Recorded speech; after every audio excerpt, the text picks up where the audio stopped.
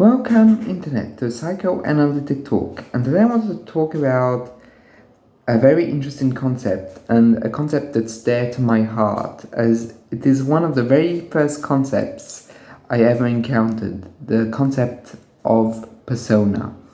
So it's an idea that dates back to Jung.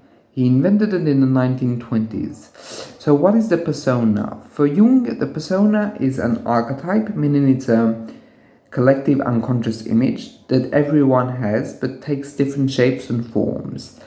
Even though the collective aspect of the persona is very interesting in of itself, it's not necessarily really resonated with me when I first got introduced to the idea of the persona. What resonated with me was the idea of it being a fundamental mask that one puts to interact with society as a whole, both in one's family life and in one's professional life and in one's community life. And that broadness of the persona is something I think that's both an incredible asset because it can be used in so many ways, and also something that kind of weakens its theoretical impact because it's so broad. So the very interesting thing I felt when I started to really delve into this concept is the idea that everyone kind of plays a role, be it on a professional level or even on a relationship level. And that role that people play is something that's, I think, very notable, that people are going to play a part, and also people are going to expect them to act in a certain way, to play their role in a certain way. And that's something that's I've always felt very interested in, that in a way the persona is both an interface, but it's also a way to protect the ego, because according to Jung, the ego and the persona are not the same entity, that the ego itself is hidden behind the persona, and the persona is there to give an allure of personality, but it's not necessarily the same as the ego. In the best case scenarios, they're both intertwined and they both work accordingly with each other in order to present a true-ish version of oneself, even though that may be amplified or brightened or more ideal than it needs to be, or that it truly is. It's still something that's connected in a way. But there is certain cases where the persona overshadows the self, not shadow in that Jungian sense, right? But it kind of eats away at the ego, meaning that the person just identifies with his persona or her persona and does not necessarily go beyond that role. Meaning that the person, for example, if he's a doctor, a psychologist, and so on and so forth, is only going to be like that. Like there's going to be no other room for anything else. And in certain extreme cases, it can completely block the emotional and human life of the individual, meaning that they will become cold and detached from everything, and they're just playing a part. And those are the moments where the persona becomes quote-unquote pathological and complicated for the person, as the persona is going to override the individual and replace the spontaneous interactions, the happiness, the joy, by calculated and very boxed in behaviors that are not necessarily going to be original or genuine, but something that is to be expected with the mask. But the mask is always something that I found fascinating, as it plays a role of an interface, because that whole scene with the persona, and why I loved it so much as a concept, is that everyone has a persona. In Jungian theory, there's someone that does not have a persona is at a massive disadvantage, because he's not going to be able to interact in the best possible way with others, or not in the most adapted way with others. And that lack of persona can be detrimental. So in a way, everyone has to play a role or pretend to be something that they are, but they might be amplifying, or they might be, even in certain cases, faking. And there is a lot of parallels to be made with Donald Winnicott's concept of false self, but I might save that for another video, as I don't want to necessarily merge the two concepts, or at least not right now, not at the present. I want to focus on the Jungian, really the Jungian idea. So the whole point of a persona is that it's the first level, it's the surface level of every individual. When we meet people for the first time, that's what we are exposed to in the relationship, to a persona, to a mask. And that mask can subside as it can remain very strong and very powerful within the relationship. And I think that that idea is something that's so fundamental that in a way we are playing roles. That, of course, genuineness is on a scale, right? We're not 100% genuine, but we are not either often 100% disingenuous. Like, it's a bit of a hybrid, right?